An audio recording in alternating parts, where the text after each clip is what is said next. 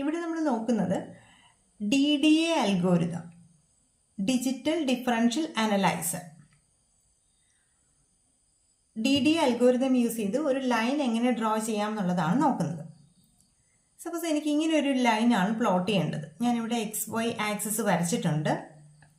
ഇത് starting point, ഇത് ending point. Starting point 1 ആണ്, എൻഡിങ് പോയിന്റ് 4 ആണ്.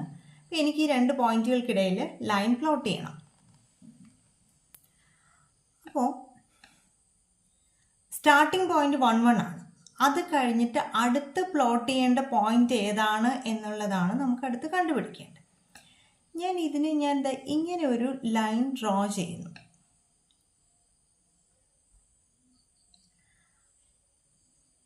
ഇത് നമ്മുടെ സ്റ്റാർട്ടിംഗ് പോയിന്റിൻ്റെയും എൻഡിങ് പോയിന്റിൻ്റെയും എക്സ് വാല്യൂസ് തമ്മിലുള്ള ഡിഫറൻസ് ആയിരിക്കും. ഇവിടുത്തെ എക്സ് വാല്യൂ 1, ഇവിടുത്തേത് 4. അപ്പോൾ എക്സ് വാല്യൂസ് തമ്മിലുള്ള ഡിഫറൻസ് ഞാൻ DX എന്ന് റെപ്രസെൻറ്റ് ചെയ്യുന്നു. ഈ ഒരു ഡിസ്റ്റൻസ് എന്ന് പറയുന്നത് ഞാൻ DY എന്ന് റെപ്രസെൻറ്റ് ചെയ്യുന്നു. അതായത് Y വാല്യൂസ് തമ്മിലുള്ള ഡിഫറൻസ്. ഇവിടെ Y വാല്യൂസ് തമ്മിലുള്ള ഡിഫറൻസ് എന്ന് പറയുന്നത് 2 - 1, അതായത് 1 ആയിരിക്കും.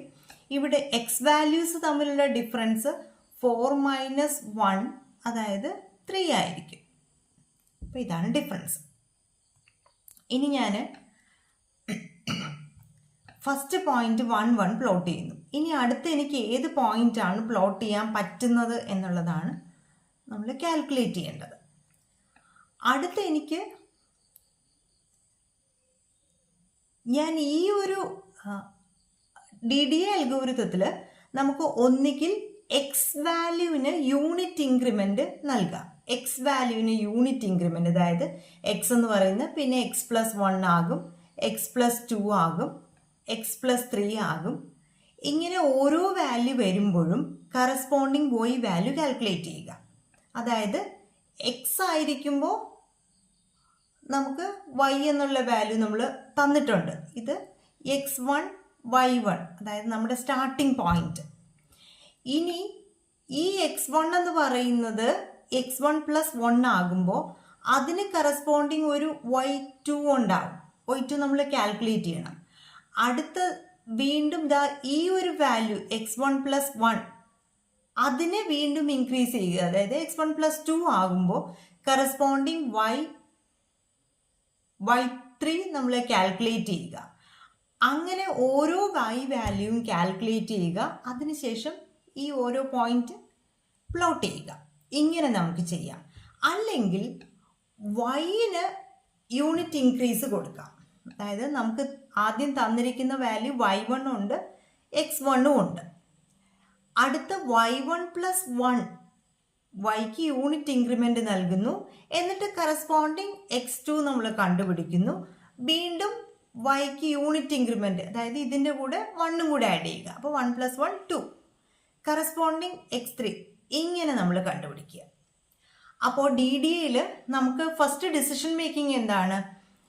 എക്സിനാണോ വൈക്കാണോ യൂണിറ്റ് ഇൻക്രിമെന്റ് നൽകേണ്ടത് എന്നുള്ളതാണ്. അപ്പോൾ നമ്മളിവിടെ എങ്ങനെ നോക്കുന്നു വെച്ചാൽ എക്സ് വാല്യൂസ് തമ്മിലുള്ള ഡിസ്റ്റൻസ്, അതായത് DXും Y വാല്യൂസ് തമ്മിലുള്ള ഡിസ്റ്റൻസ് DYയും കാൽക്കുലേറ്റ് ചെയ്യും. അത് കാൽക്കുലേറ്റ് ചെയ്തതിന് ശേഷം ഡിസ്റ്റൻസ് വാല്യൂ വലുതായിട്ടുള്ളത്, DX ആണോ DY ആണോ വലുതായിട്ടുള്ളത്, അതിന് നമ്മൾ യൂണിറ്റ് ഇൻക്രിമെന്റ് നൽകും. അപ്പോൾ DX ആണ് വലുതെങ്കിൽ എക്സിന് യൂണിറ്റ് ഇൻക്രിമെന്റ് നൽകുന്നു, DY ആണ് വലുതെങ്കിൽ Yക്ക് യൂണിറ്റ് ഇൻക്രിമെന്റ് നൽകുന്നു. അപ്പോൾ നമുക്ക് അൽഗോരിതം നോക്കാം. x1 y1 സ്റ്റാർട്ടിംഗ് പോയിന്റും x2 y2 എന്ന് ഞാനിവിടെ എടുത്തിരിക്കുന്ന എൻഡിങ് പോയിന്റുമാണ്. അപ്പോൾ ആദ്യമേ തന്നെ നമ്മൾ കാൽക്കുലേറ്റ് ചെയ്യും. DX കാൽക്കുലേറ്റ് ചെയ്യുന്നു. DX എന്ന് പറയുന്നത് x2 - x1, ഈ സ്റ്റാർട്ടിംഗ് എൻഡിങ് പോയിന്റുകൾ തമ്മിലുള്ള ഡിഫറൻസ്, എക്സ് വാല്യൂവിൻ്റെ ഡിഫറൻസ്. അതുപോലെ Y വാല്യൂയുടെ ഡിഫറൻസും കാൽക്കുലേറ്റ് ചെയ്യുന്നു. Y വാല്യൂവിൻ്റെ ഡിഫറൻസ് y2 - y1 കാൽക്കുലേറ്റ് ചെയ്യുന്നു. എന്നിട്ട് ഇതിൽ ഏതാ വലുതെന്ന് നോക്കുന്നു. DX ആണോ DY ആണോ വലുത് എന്ന് നോക്കുന്നു. അപ്പോൾ അങ്ങനെ ഗ്രേറ്റർ വാല്യൂ കണ്ടുപിടിക്കുമ്പോൾ നമ്മുടെ DXൻ്റെയും DYയുടെയും അബ്സല്യൂട്ട് വാല്യൂ ആണ് എടുക്കുന്നത്. അബ്സല്യൂട്ട് വാല്യൂ എന്ന് പറഞ്ഞാൽ അതിൻ്റെ പോസിറ്റീവ് ആണോ നെഗറ്റീവ് ആണോ എന്നുള്ളത് നമ്മൾ നോക്കുന്നില്ല, വാല്യൂ മാത്രം എടുക്കുന്നു. എന്നിട്ട് ഏതാണ് വലുത് അതിന് യൂണിറ്റ് ഇൻക്രിമെൻ്റ് നൽകുന്നു. അത് ഞാൻ നേരത്തെ പറഞ്ഞതുപോലെ. അങ്ങനെ നൽകാൻ വേണ്ടിയിട്ട് സ്റ്റെപ്സ് എന്ന് പറയുന്ന ഒരു വേരിയബിൾ ഞാനിവിടെ യൂസ് ചെയ്യുന്നു. സ്റ്റെപ്സിനകത്ത് ഇവിടെ വലുതായിട്ടുള്ള വാല്യൂ സ്റ്റെപ്സിനകത്തേക്ക് അസൈൻ ചെയ്യുന്നു. ഡി എക്സ് ആണ് വലുതെങ്കിൽ സ്റ്റെപ്സിലേക്ക് ഡി എക്സ് അസൈൻ ചെയ്യുന്നു, അല്ല ഡി വൈ ആണ് വലുതെങ്കിൽ സ്റ്റെപ്സിലേക്ക് ഡി വൈ അസൈൻ ചെയ്യുന്നു. ഇനി നേരത്തെ ഞാൻ പറഞ്ഞ പോലെ വലിയ വാല്യൂവിനാണ് യൂണിറ്റ് ഇൻക്രിമെൻ്റ് കൊടുക്കേണ്ടത്.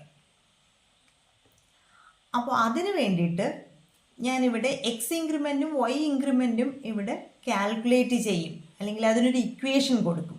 അതെന്താണെന്ന് ചോദിച്ചാൽ എക്സ് ഇൻക്രിമെൻ്റ് എന്ന് പറയുന്നത് ഡി എക്സ് ബൈ സ്റ്റെപ്സ്. അപ്പോൾ നമുക്ക് ഗ്രേറ്റർ വാല്യൂ ഡി എക്സ് ആണെങ്കിൽ ഈ സ്റ്റെപ്സിന് എന്ത് വാല്യൂ ആയിരിക്കും വരുന്നത്? ഇതിന് പകരം ഡി എക്സ് എന്ന് വരും. അപ്പോൾ d X by D x എന്ന് പറയുന്നത് 1. അപ്പോൾ യൂണിറ്റ് ഇൻക്രിമെൻ്റ് ആയി. ഇനി അല്ല ഡി വൈ ആണ് വലുതെങ്കിലോ D X by D Y എന്ന് വരും. അപ്പോൾ എക്സ് ഇൻക്രിമെൻ്റ് എന്ന് പറയുന്നത് D X by D Y ആണ്. ഇനി വൈ ഇൻക്രിമെൻ്റ് എങ്ങനെ വരും? അത് D Y by D steps ആണ്. അപ്പോൾ സ്റ്റെപ്സിൻ്റെ വാല്യൂ ഡി എക്സ് ആണോ ഡി വൈ ആണോ എന്നുള്ളതനുസരിച്ച് വൈ ഇൻക്രിമെൻ്റ് മാറും. സ്റ്റെപ്സിൻ്റെ വാല്യൂ ഡി എക്സ് ആണെങ്കിൽ D Y by D X എന്നും, അല്ല സ്റ്റെപ്സിൻ്റെ വാല്യൂ ഡി വൈ ആണെങ്കിൽ D Y by D Y എന്നും വരും. അങ്ങനെ സ്റ്റെപ്സിൻ്റെ വാല്യൂ ഡി വൈ ആണെങ്കിൽ വൈ ഇൻക്രിമെൻ്റ് ആയിരിക്കും 1 എന്ന് വരുന്നത്. അപ്പോൾ നമ്മൾ എക്സ് ഇൻക്രിമെൻറ്റും വൈ ഇൻക്രിമെൻറ്റും കാൽക്കുലേറ്റ് ചെയ്ത് കഴിഞ്ഞു. അടുത്തത് ഈ വാല്യൂ വെച്ചിട്ട് പ്ലോട്ട് ചെയ്യുക എന്നുള്ളതാണ്. അപ്പോൾ എത്ര പ്രാവശ്യം പ്ലോട്ട് ചെയ്യണം? 1 മുതൽ എത്ര സ്റ്റെപ്സ് ആണോ ഉള്ളത് അത്രയും പ്രാവശ്യം നമ്മളിത് പ്ലോട്ട് ചെയ്യുക, വാല്യൂസ് പ്ലോട്ട് ചെയ്യുക, അല്ലെങ്കിൽ പോയിന്റ്സ് പ്ലോട്ട് ചെയ്യുക എന്നുള്ളതാണ്. പുട്ട് പിക്സൽ ഫംഗ്ഷൻ യൂസ് ചെയ്യുന്നത് പോയിന്റ് പ്ലോട്ട് ചെയ്യാൻ വേണ്ടിയിട്ടാണ്. സിയിലെ ഫംഗ്ഷനാണിത്. അപ്പോൾ ഞാനിവിടെ പ്ലോട്ട് ചെയ്യുന്നത്, ഫസ്റ്റ് പ്ലോട്ട് ചെയ്യുന്ന x1 y1 എന്ന് പറയുന്ന വാല്യൂ ആണ്. x1, y1 അത് 5 എന്ന് പറയുന്ന കളറിൽ ഞാൻ പ്ലോട്ട് ചെയ്തു. അത് കഴിഞ്ഞിട്ട് x1ഉം y1ഉം എങ്ങനെ മാറണം? x1 എന്ന് പറയുന്ന x1 പ്ലസ് എക്സ് ഇൻക്രിമെൻറ്റ്, നമ്മളിവിടെ എക്സിൻ്റെ ഇൻക്രിമെൻറ്റ് കാൽക്കുലേറ്റ് ചെയ്ത് വെച്ചിട്ടുണ്ട്, എക്സ് ഇൻക്രിമെൻറ്റ്. അതുപോലെ y1 എന്ന് പറയുന്നത് y1 പ്ലസ് y ഇൻക്രിമെൻറ്റ്. ഇതാണ് DDA അൽഗോരിതത്തിൻ്റെ സ്റ്റെപ്സ്.